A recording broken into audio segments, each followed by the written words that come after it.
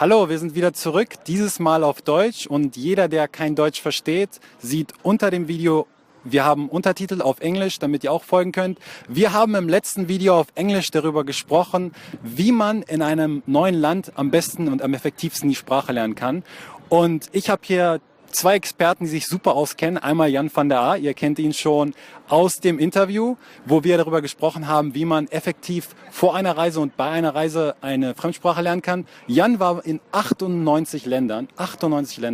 Und wir haben Lucas Spaghetti aus Brasilien, der 12 Sprachen spricht, der sich auch super auskennt. Die beiden sind von languageboost.biz, den Link seht ihr unten. Und wir führen jetzt unsere Unterhaltung fort, wo es darum geht, wie man im Ausland auf effektiv eine Fremdsprache lernen kann, wenn man eben dahin kommt für längere Zeit. Und im ersten Video haben wir vor allem darüber gesprochen, wie wichtig es ist, Routinen zu erschaffen. Also gleich von Anfang an das Richtige zu tun, damit sich nicht die falschen Sachen einschleifen.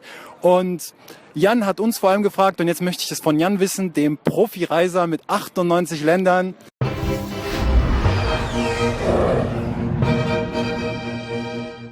Jan, was glaubst du ist das Effektivste, um im Ausland effektiv die Fremdsprache zu lernen? Ja, also ich habe sehr viel gereist, aber das sind auch einige Länder, wo ich lange gewohnt habe, einige Monate. Und ich denke, dass wenn man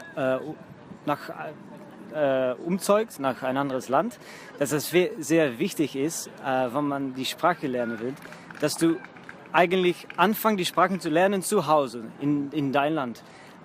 Sodass man schön ein bisschen unterhalten kann auf die Sprachen, wann man in das Land ankommt. Als man das nicht macht, ist es sehr overwhelming, werde ich sagen, die Sprachen zu üben.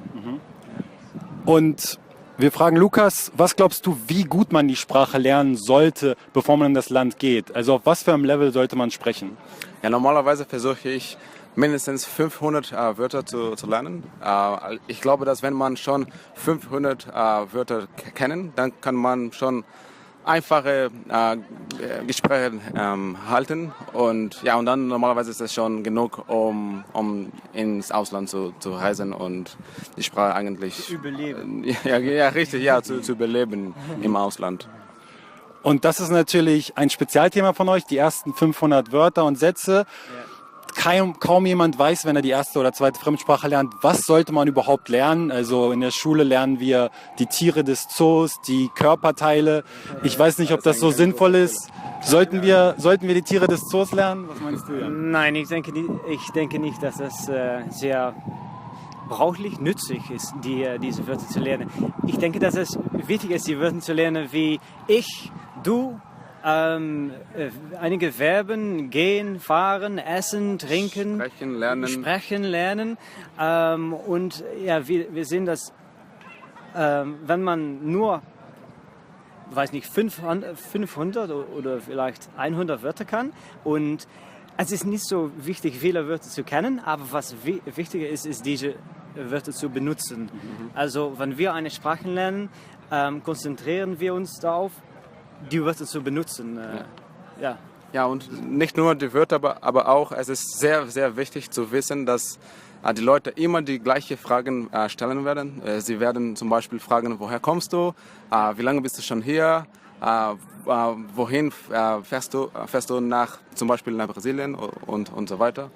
Also es ist auch sehr wichtig, um sich vorzubereiten, um diese Fragen zu beantworten. Ja. Und ihr habt solche Listen zusammengestellt, ihr wisst, welche Wörter das sind. Wenn jemand zum Beispiel noch nicht Vocaboost benutzen kann, weil er Englisch lernen will, ein deutschsprachiger, oder keine Möglichkeit hat, was glaubt ihr, wie man am besten die richtigen Wörter und Sätze finden kann, damit man wirklich von Anfang an die richtigen Dinge lernt und nicht irgendetwas, was man sowieso im Land nicht benutzen würde? Eine gute Frage. Also wir haben sehr viel Zeit spendiert, zu lernen, was diese Wörter sind.